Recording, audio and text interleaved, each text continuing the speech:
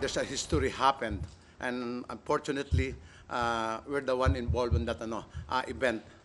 And I have to appreciate these players because in spite of they're very tired in the last game namin and below mababa yung moral because of the loss na we're supposed to win at that game because we thought na we're in control of the game until the third quarter, but we lost. And it happened today.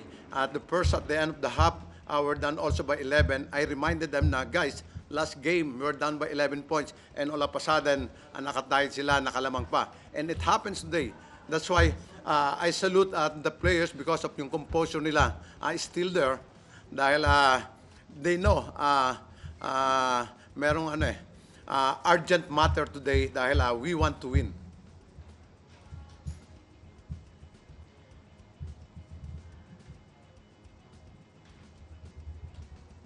Coach, going to game 3, hindi yung laban, may momentum shift ba na nangyari o? No, we know na in the beginning, sabi ko parang chess match ito eh. And then makikita nyo kanina talaga naghahanap pa ng advantage at disadvantage, yung strength at saka weaknesses. And it happens na medyo siguro maganda yung move namin. And we've learned our lesson from our last game eh. Because there's so many lapses on our side defensively.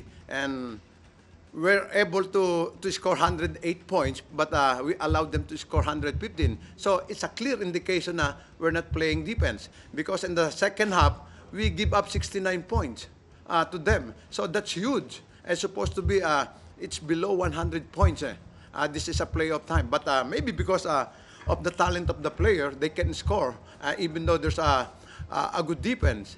And I hope na this win could give us some momentum. But it's really hard dahil we keep on adjusting